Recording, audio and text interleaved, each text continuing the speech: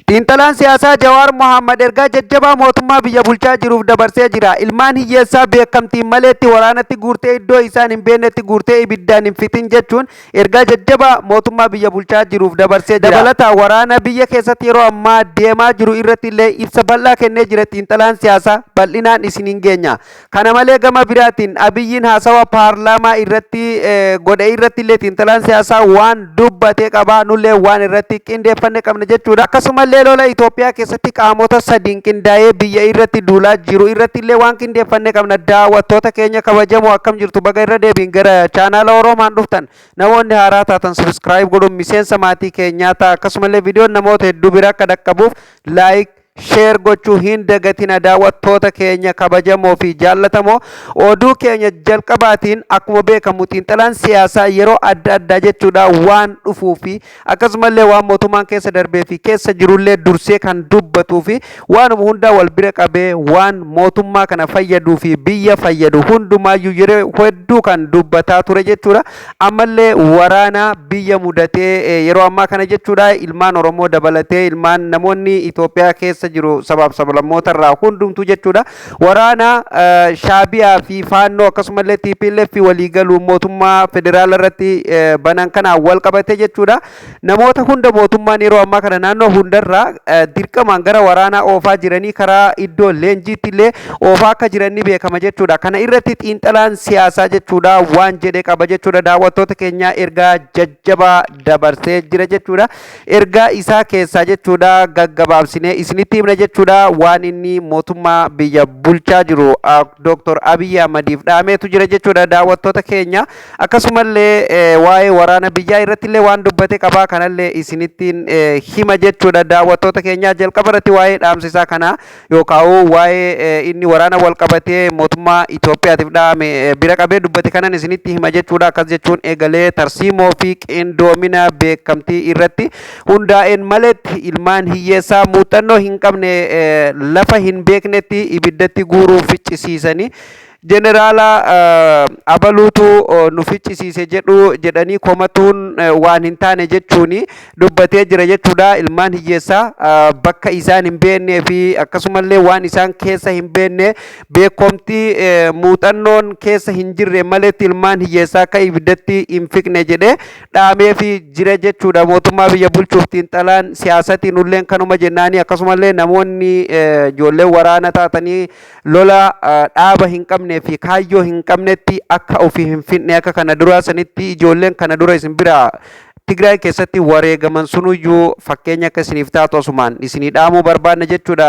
Daawwattoota keenya kabajamoo fi jaallatamoo itti aansuun jechuudha Jawaar Mohaammed raayyaa kana guyyuma guyyaan bifa kanaan gaaga'aa sadarkaa guutuutti sadarkaa biyyaa guutuutti bittinnaa'utti dhiheessee jira. Abiyyiin jedhee dubbatee jira jechuudha. Raayyaan biyyaa diigame jechuun biyyi guutuun diigamte jechuudha. Maaltu akka dhufu taa'u ani hin beeku jedhee Jawaar Mohaammed xumuree jira jechuudha. Ergaa isaatti eegaa raayyaan ittisa biyyaa akkuma beekamu humna biyyaati lafee dugdaa biyya saniiti jechuudha. Raayyaan biyyaa akkuma beekamu guyyaa guyyaan jeneraalota abaluutu akkasitti akkana godhee akkas godhee akkana godhee waanuma adda addaatu haasama jechuudha. Akka waan raayyaan biyyaa amma osuma jehu gara diigamutti waan deemaa jirullee ni fakkaata. Kanumaan wal qabatee immoo biyyi sun akka diigamu maltuu xiinxalaa siyaasaa dubbatee jira jechuudha. Raayyaan ittisa biyyaa diigamnaan jechuudha. Kanaafuu lola kaayyoo hin qabnetti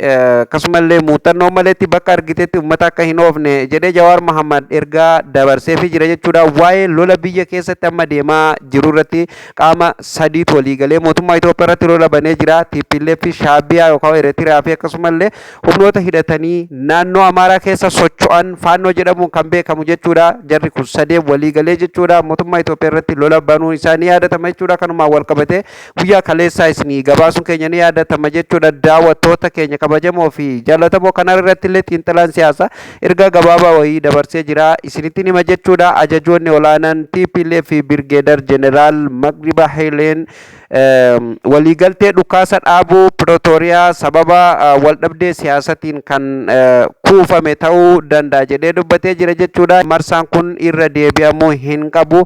Waraana marsaa biraa kaasuuf deeman jedhee dubbatee jira jechuudha. Jawaar Mohaammed akkuma beekamu kana durallee waan dhufuu deemu hundumaa dubbataa ture. Ammallee waraana kanallee irra deebi'anii ammallee waraanatti seenuu waraana biraa duuban dhalchiisuu ta'a jedhee dubbatee jira jechuudha. Kanaaf hoggansi himannaa jeneraal Magriib irratti ka'e kana galchuuf gara koongiressii dhiyeessuu qaba yookaan osoo miidhaan dabalataa hin dhaqqabin waan kanarraa of qusatuu qaba jechuun xiinxalaan siyaasaa eeree jira jechuudha. Daawwattoota keenya kabajamoo fi jaallatamoo waan silaa Jawaar Mohaammed dubbatu kana osoo hojiirra oolfame biyyi kun sadarkaa amma irra jirtu kanallee silaa hin geessu ture jechuudha.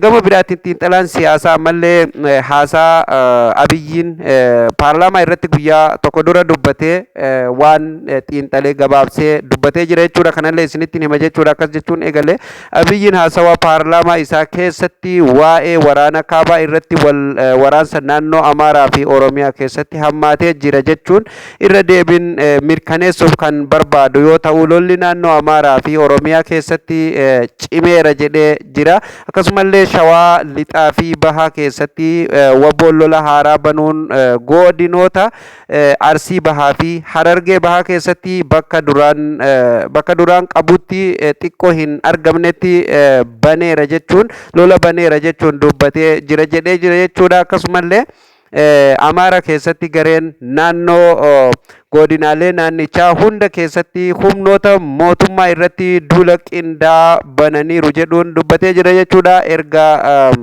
Erga lolli kun eegalee waggaa lama dura mootummaan yeroo jalqabaatiif humnoota makanaayizaayidii bobbaasuu isaa gabaasee jira jechuun xiinxalaan siyaasaa dubbatee jira jechuudha. Kanumaan wal qabatee xiinxalaan siyaasaa dhuma irratti Abiyyi waa'ee cimina waraana isaa gabaasaa dirree lolaa fi ragaa ajajoota irraa argame waraanni biyyattii qullaa Oromiyaa fi Amaaraa keessaa sarara qabatee akka jiru ni akeeka jechuun dubbatee jira jechuudha. Tarsiimoo walitti qabamaa dhaabuu fi akkasumallee waraana yeroo dheeraa irraa kan ka'e dadhabuu waraanni kun kallattiidhaan jiraachuu dhaabbataatti yaaddoo guddaa ta'ee jira jechuun xiinxalaan siyaasaa yaada isaa goolabee jira jechuudha. Daawwattoota keenya egaa akkuma beekamu Jawaar Mohaammed yeroo adda addaa irra deddeebi'uun mootummaa kanallee qeeqaa ture. Akkasumallee yaada bareedaallee kennaafii ture. Garuu yaada isaa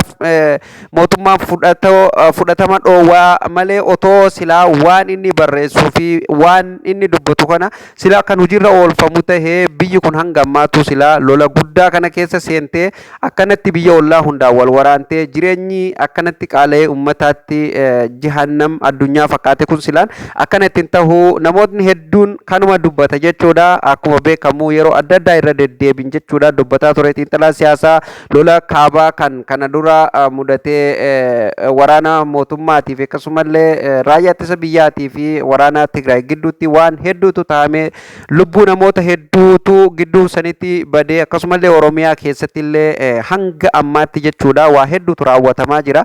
Kanuma hundaayyuu otoo nageenyan silaan gattaanii marii nagaa qofaan Abiyyilleen akkuma afaaniin dubbatu silaa wanni kun yeroo hedduu dhukaasni Oromiyaa keessatti nama hin baasu qaama kamiyyuu hin bilisoomsu gattaa'ee kan mari'atu qofa jedhee dubbataa ture. Silaa mariima san dhugaa godhanii gadi isaanii mari'atanii biyyi kun garanatti hin deemtu ture. Hundaafuu daawwattoota keenya odeessaaleen keenya kanarra isiniif qindeessine kana fakkaata jechuudha. Akkasiin tolu abdii qabnaa guyyaa guyyaan oduuf odeessaalee keenya argatu fuula YouTube Oromoon subscribe godha.